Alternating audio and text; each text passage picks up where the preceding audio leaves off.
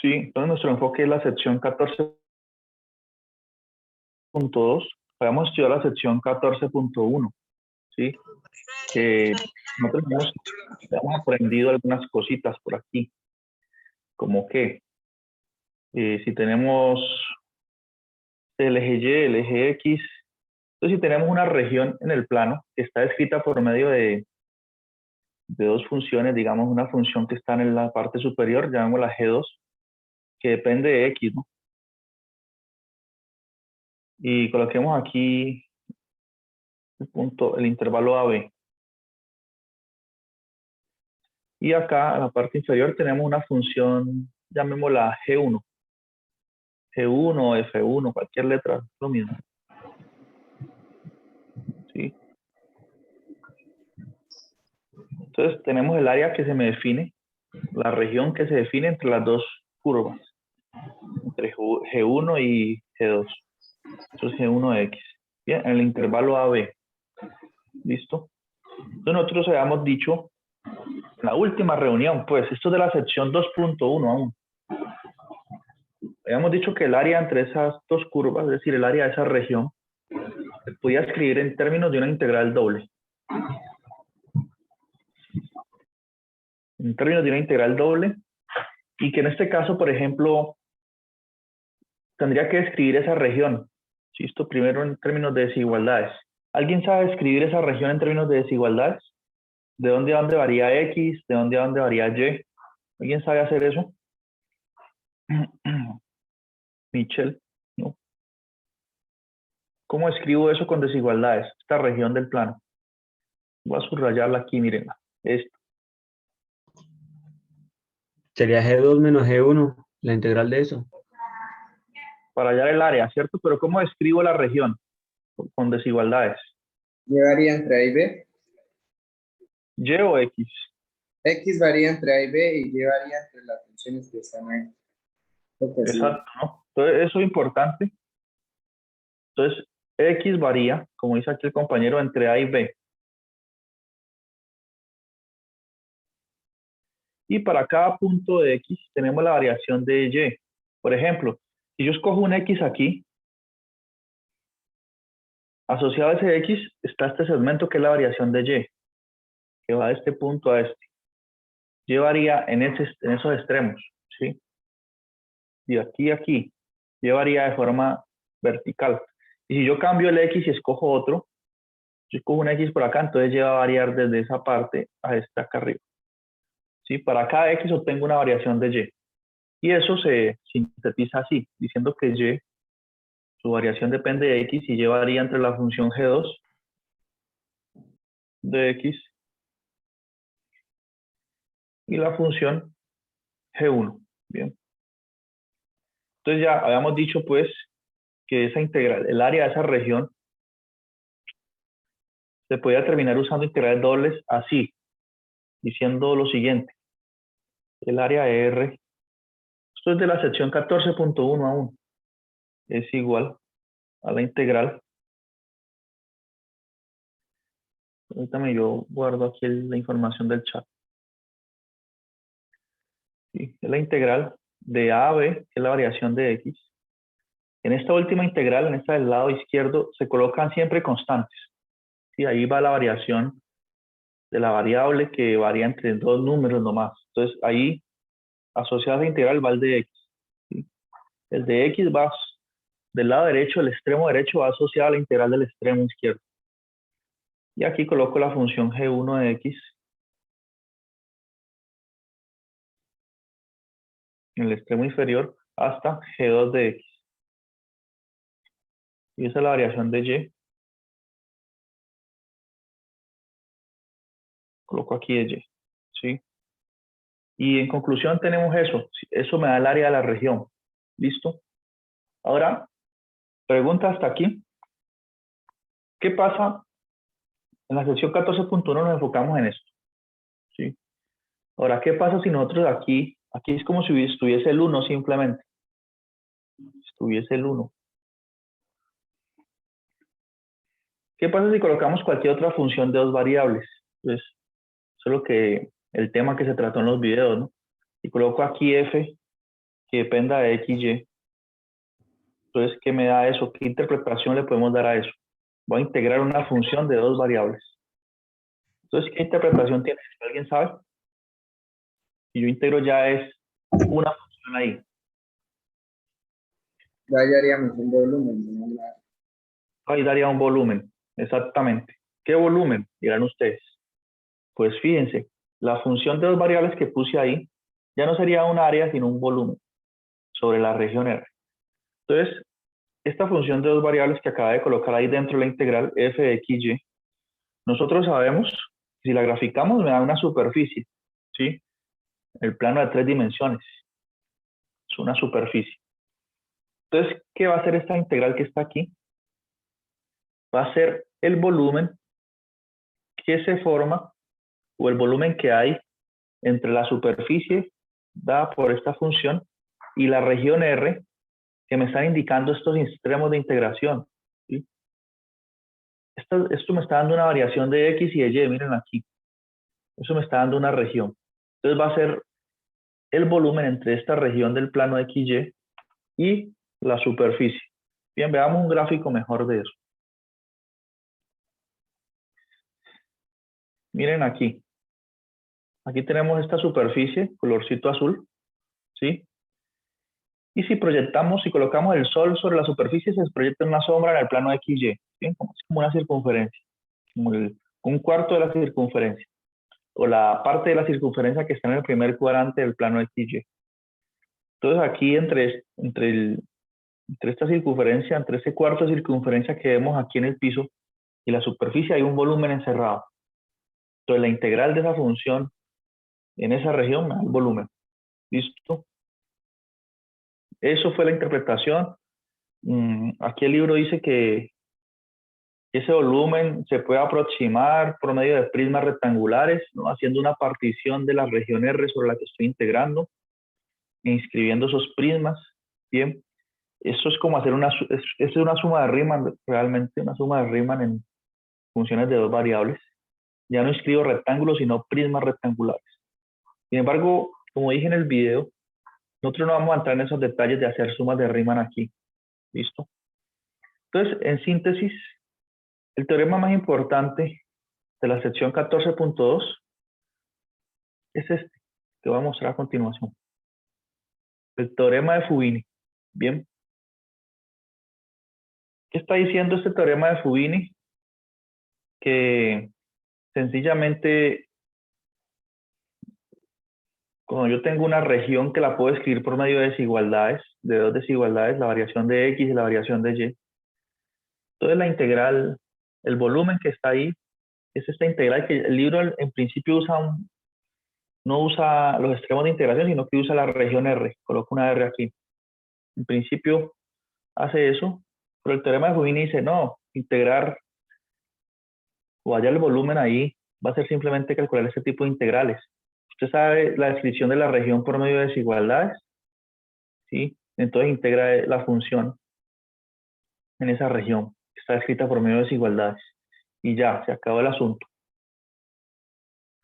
Esa desigualdad, esa región puede estar descrita de forma horizontal o vertical. ¿Cómo así? Claro. Si ustedes miran el dibujo que yo había hecho hace un momento, aquí la región está escrita en forma, digamos, horizontal, ¿cierto? Yo podría escribirla así también, en la que sea y el que varíe entre dos constantes.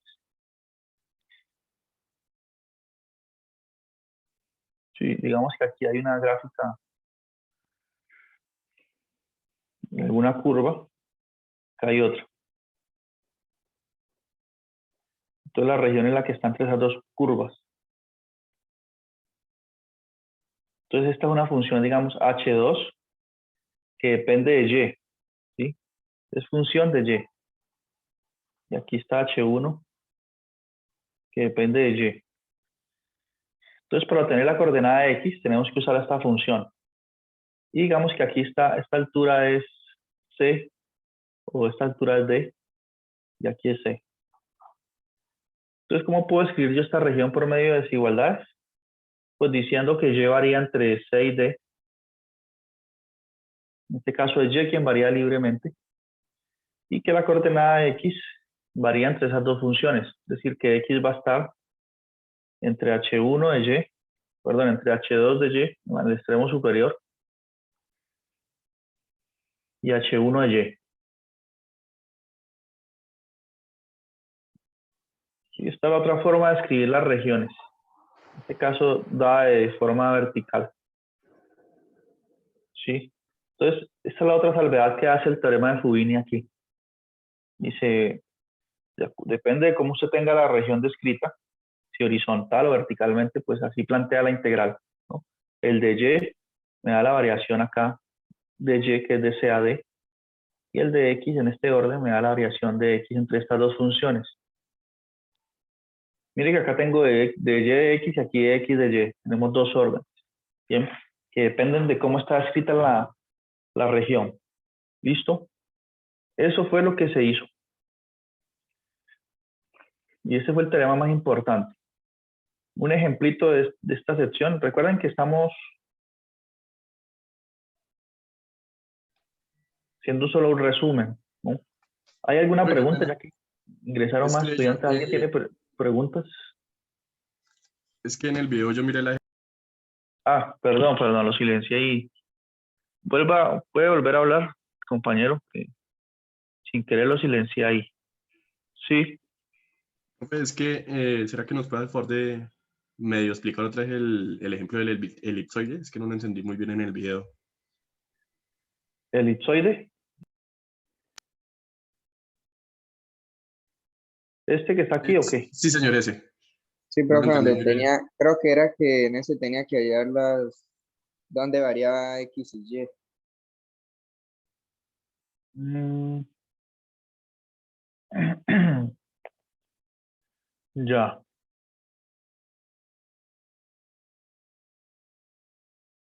Lo que pasa es que este ejercicio usa coordenadas polares. Sí, hoy vamos a estudiar eso, porque nosotros tenemos dos formas de escribir o sea, podemos hacer la integral usando coordenadas polares y se simplifican muchas cuentas. Bien, pero lo que sí podemos hacer es cómo plantear la integral. Dice, hallar el volumen de la región sólida acotada por el paraboloide aquí y el plano XY. Entonces veamos. Entonces el paraboloide es, vamos a hacer un ejemplo, tomo z igual 4 menos x cuadrado menos 2y cuadrado.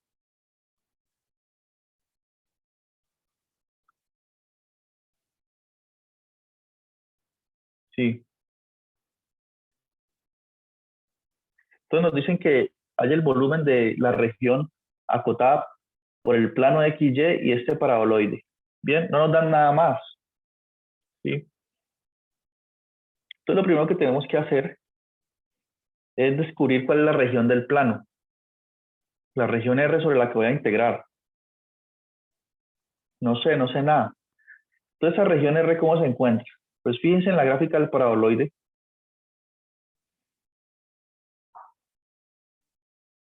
Mírenlo. Él abre hacia abajo. Y en 3 dimensiones aquí. Y él cuando va bajando, ¿no?, corta el plano de XY. Miren aquí ese corte. Corta el plano XY aquí. Y cuando hace ese corte con el plano XY, define la región, que eso es la que debemos integrar. ¿Sí? Define esta elipse que está aquí. Entonces nosotros tenemos que encontrar la ecuación canónica de esta elipse para saber de dónde a dónde varía X, como dice el compañero. De dónde a dónde varía Y. ¿Sí? Entonces, ¿cómo hago yo para encontrar la ecuación de esa elipse? Pues fíjense que, Despejando. despejando, sí. Porque aquí lo que está sucediendo es que la superficie, la superficie, que es una función de dos variables, se interceptó con el plano XY. Es decir, que tenemos que hacer un corte de la superficie, calcular la curva de nivel a altura z igual 0. Calcular una curva de nivel y eso nos da la ecuación de la elipse. ¿Sí? Para encontrar la intersección de z con el plano XY. Para encontrar esa elipse. Entonces, Voy a colocar aquí. Debemos hallar la curva de nivel con C igual 0. ¿Sí? Debemos hallar la curva de nivel con C igual 0. ¿Por qué con C igual 0? Porque yo quiero hallar la intersección de la superficie con el plano de XY, y el plano de XY pues está en altura 0. Entonces, ¿cómo hallamos esa curva de nivel? Pues igualamos la función que tenemos ahí, la igualamos a 0. Pregunta del quiz, ¿no? ¿Cómo hallar una curva de nivel? Yo les daba 2 puntos o 1 punto y ustedes tenían que igualar eso. En el quiz era 1 medio o a 1. Aquí es a 0. ¿Sí? Eso me da la curva de nivel, me da esa elipse. Es decir, me da la intersección de la superficie con el plano XY. Entonces me da eso. Aquí puedo organizar términos y me queda que 4 es igual a x a la 2 más 2y. Más 2y a la 2 aquí.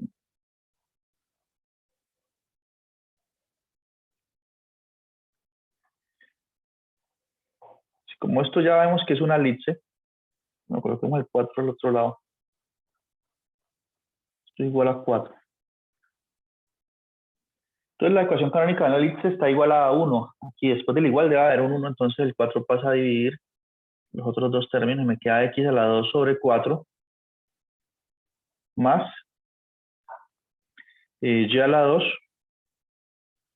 sobre 2. ¿Sí? Porque la mitad de 2 es 1, la mitad de 4 es 2, simplifiqué ya. Entonces, esta es la ecuación de la elipse en la que se intersecta la superficie con el plano XY. Grafiquémosla. Es una ecuación canónica. ¿Sí? Entonces esta está centrada en 0 porque al X no le está restando nada, al Y tampoco. Está centrada pues en el origen. ¿Quién es A y quién es B? O sea, A al cuadrado es 4. A siempre va a ser el número más grande que esté ahí, en el denominador de estas dos fracciones. A al cuadrado es 4 y B al cuadrado es 2. Por lo tanto, A es 2 y B es raíz de 2. Entonces, como el 4 está abajo del X al cuadrado, quiere decir que el eje principal de esta elipse es en X. Es decir, que ella es alargada hacia el eje X. Así. ¿Listo? Y que este vértice acá, ¿qué coordenadas va a tener? A y menos A. Es decir, como A es 4, A al cuadrado es 4, entonces A es 2. Entonces aquí va a ser menos 2, 2. Y hacia arriba es B menos B. B es raíz de 2. Entonces aquí va a ser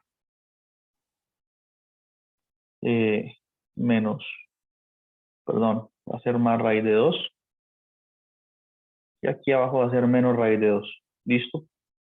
Entonces ya encontramos la región sobre la que debemos integrar. ¿Por qué? Porque nuestro elipsoide, démosle un efecto 3D aquí, bueno, viene así. Vemos que este es el elipsoide. Y se intersectó ahí con el plano XY.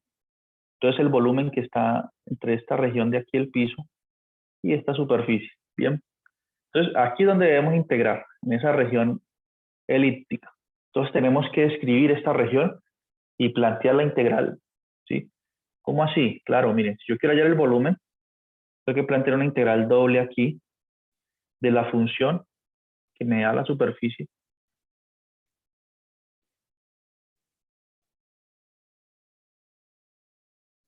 Integrar esa función y tengo que ver quién va primero, si de y de x o de x de y. Tengo que poner los límites de integración aquí, etcétera. Tengo que hacer toda esta parte, este trabajito aquí. Si aquí va de y de x, quiere decir que voy a dejar que y varíe dependiendo de x. Entonces me falta encontrar esos límites de integración. Para eso hicimos este trabajo de hallar la curva a nivel en z igual 0. Bien, para poder describir esta región fácilmente. Por ejemplo, x de dónde a dónde va a variar en este caso.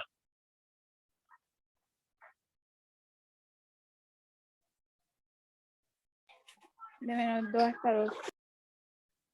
De menos 2 a 2. Entonces, como les digo, los videos anteriores son importantes, ¿no? Por favor, revisen. Porque hoy estoy suponiendo muchas cosas, estoy yendo más rápido. Menos 2 a 2. Eso es muy sencillo, miren, ustedes ponen a hacer otra cosa y lo ponen a reproducir ahí y algo se les queda. Y no tienen tanto tiempo así. Y la variación de y, ¿cómo la determino? Entonces, aquí debo recurrir a la ecuación canónica de esa elipse. Tengo que volver a escribirla, la borré, pero noten que era así. X a la 2 sobre 4 más y a la 2 sobre 2 igual a 1. ¿Sí? Aquí entonces despejo x al cuadrado. ¿Sí? Porque yo quiero que la variación de x dependa de y. O sea, la variación de y dependa de x.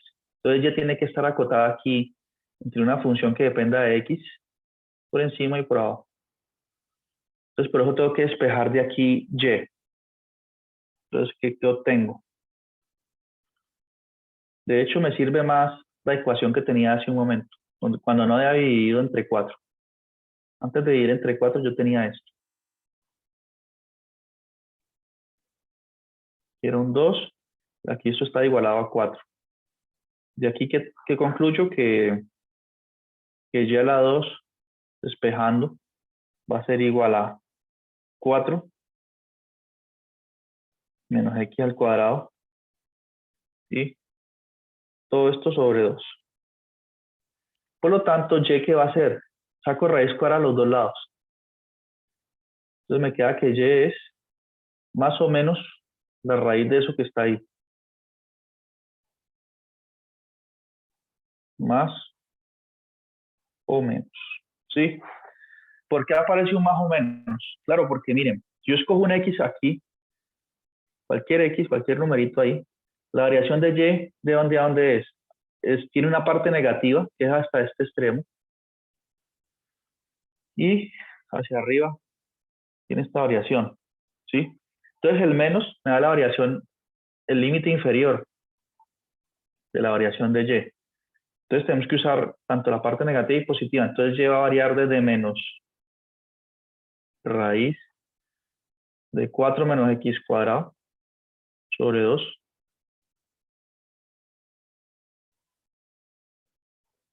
hasta raíz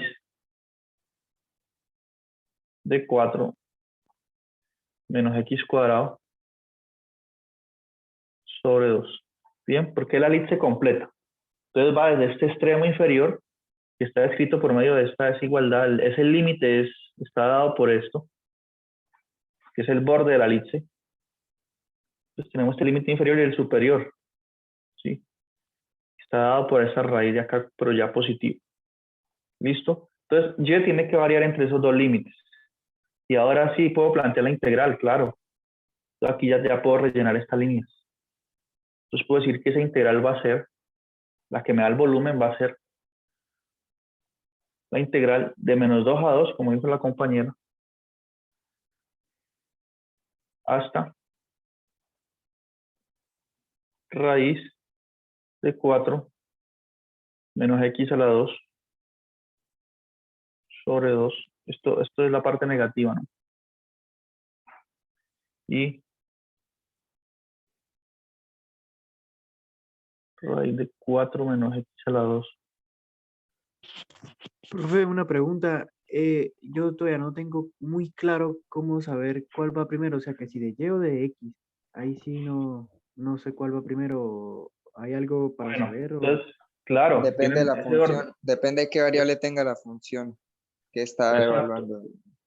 Entonces, miren, eso tiene que ver con esta región. Esa pregunta es muy importante, miren. X está variando entre menos 2 y 2. ¿Sí? X varía libremente entre dos constantes. Mírenla aquí. En esta integral del extremo izquierdo siempre tiene que haber dos constantes. ¿Sí?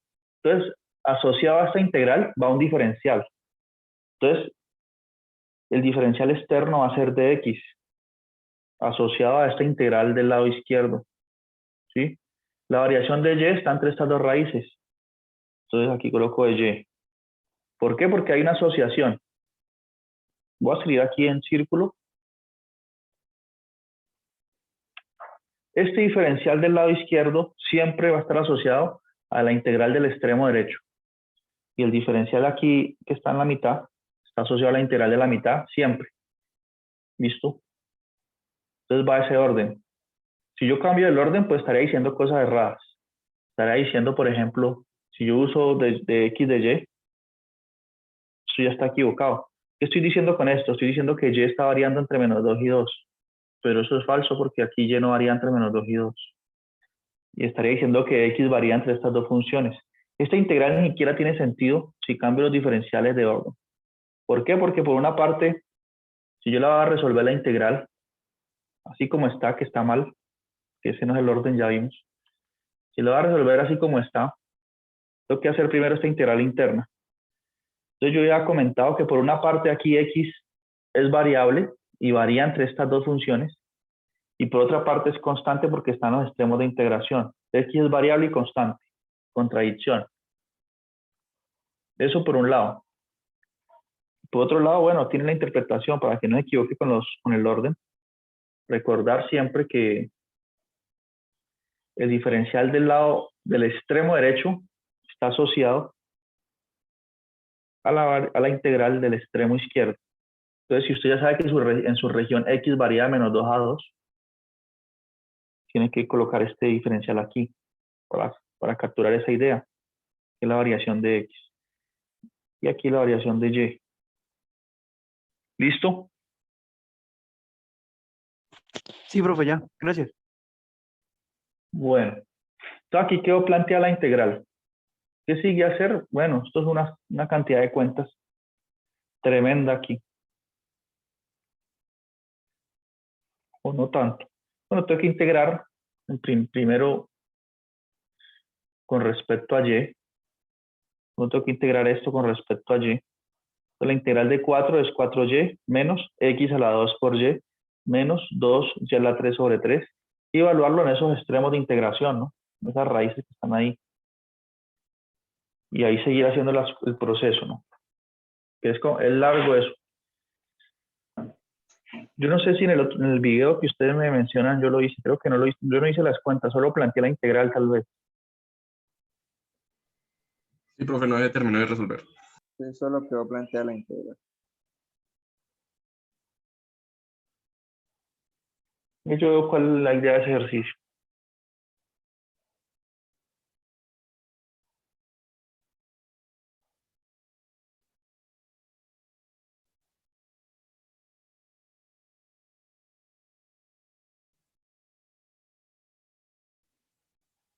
Bueno, pues aquí la hacen, ¿no? Aquí la hacen, evalúan, hacen las cuentas. Nosotros ya sabemos que la integral de 4 es 4y.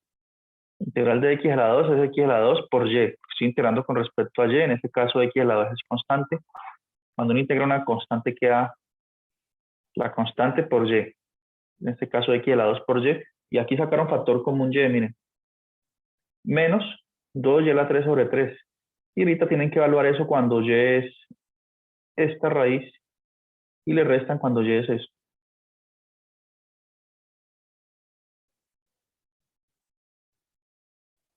Bien, y a la final tendrá que darle esto que está aquí. Sí, entonces yo no creo que sea complicado hacerlo. Ahora, aquí en esta parte, esa integral que quedó, se hace por medio de una sustitución trigonométrica. ¿Sí? Tendrían que usar tablas de integración. ¿Alguien tiene, bueno, no sé si alguien tiene una tabla, pero este tipo de integrales tienen una forma ya preestablecida? ¿Cuánto debe dar? Cuando tengo una constante menos x al cuadrado por a la 3 medios, hay una tabla de integración para eso. O si no usan, hacen una sustitución trigonométrica, es decir, a ver, ¿qué me refiero con eso? Creo que eso ya se tiene que haber estudiado en el curso anterior, ¿no? Pero voy a dar una idea aquí. Si uno no tiene la tabla, pues le toca hacer todo el proceso. Yo no me acuerdo de la tabla. ¿Cómo sería el proceso?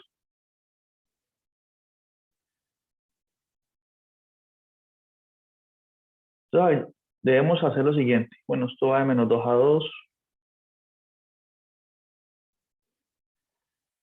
¿Cómo hago una sustitución trigonométrica ahí?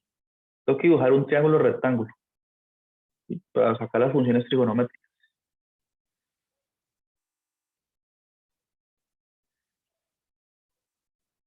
Entonces, digamos que dibujé ese triángulo rectángulo y este ángulo aquí vale θ. ¿Sí? Esto aquí mide 90 grados. Entonces, supongamos que esta hipotenusa mide 2. Y este cateto acá al frente mide x. Entonces, por el teorema de Pitágoras, ¿cuánto va a medir esto que está acá? Pues eso que está ahí, que no sabemos qué es, al cuadrado, más x al cuadrado, es igual a la hipotenusa al cuadrado, que es 4. Por lo tanto, eso que está aquí en esta cajita, aquí es igual si lo despejo de esa fórmula. Va a ser que la que está en la cajita es igual a 4 menos x cuadrado. Tomando raíz cuadrada a los dos lados, suponiendo que lo que está en la cajita es positivo, que no queda el más y el menos, me queda esto. ¿Sí? Decir que raíz de 4 menos x cuadrado es lo que está aquí. Es lo mismo que decir 4 menos x cuadrado a la 1 medio.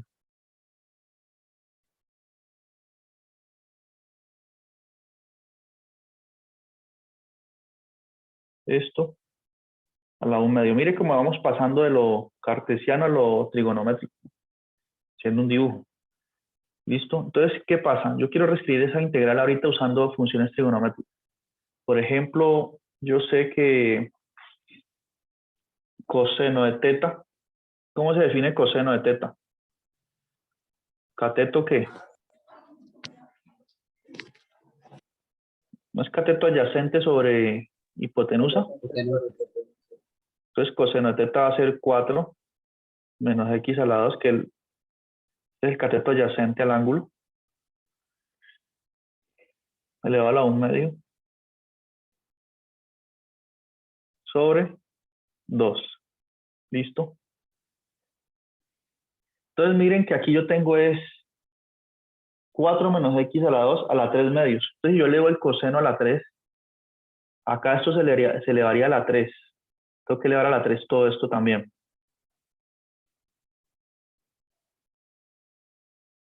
Entonces, elevo el numerador y el denominador. Entonces, me quedaría que el numerador se transforma en 4 menos x a la 2 elevado a la 3 medios, porque 1 medio por 3 es 3 medios, sobre 2 a la 3, que es 8. ¿Listo? Entonces, de alguna forma, bueno, ¿qué quiere decir eso? Que 8 coseno al cubo, este 8 que está dividiendo, paso a multiplicar. Me queda que 8 coseno al cubo de θ es lo que estamos integrando.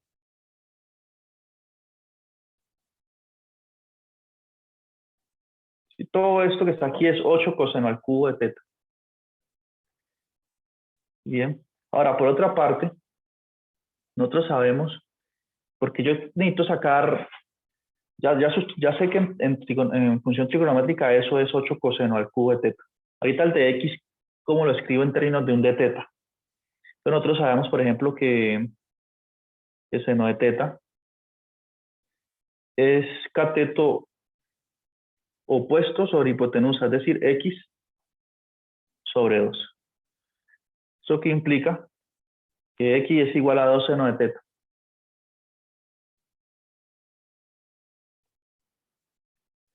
Por lo tanto, la derivada de eso que implica a su vez que de x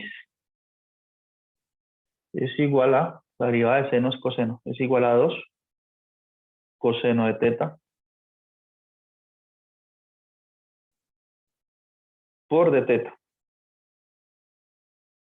¿Sí? De x es igual a 2 coseno de θ por de θ. Ahí se usó, simplemente derivé. ¿Listo? Si de x es eso, entonces ya podemos reescribir esta integral así. Esa es la integral de 8 coseno al cubo de θ por 2 coseno de teta por t teta. 2 por 8, 16. Entonces esas constantes salen y me queda un 16 por fuera aquí. Y coseno al cubo por coseno me da coseno a la 4. Entonces tengo que calcular la integral de coseno a la 4 de teta por de teta. ¿Sí? ¿Qué es esto que está aquí? Miren, por eso aparece un 16 y un coseno a la 4 de teta por de teta. Bueno, ahí sí uso sustitución trigonométrica. Ahora, ¿cuál es la integral de coseno a la 4 de teta? Bueno, entre 0 y medio. Sí, solo que el libro se salta muchas cosas, ¿no? Pero ustedes pueden usar la siguiente identidad trigonométrica que dice que, bueno, esta integral yo no estoy especialmente interesado en resolverla porque un desgaste ahí un poco innecesario, pero si ustedes están curiosos, pero la estoy mostrando. A ver, coseno cuadrado de teta se puede escribir por medio de una identidad de ángulo doble como 1 más coseno de 2 teta sobre 2. Así se puede escribir coseno cuadrado. Por lo tanto, coseno a la 4 sería elevado a la 2 esto. Entonces me haría coseno a la 4. Sí. ¿Y por qué uso esa identidad? Porque es más fácil integrar este tipo de funciones. ¿Eso qué me daría? Eso me daría, elevo al cuadrado a la parte de arriba, que me daría el primero al cuadrado 1 más 2 veces coseno de 2 teta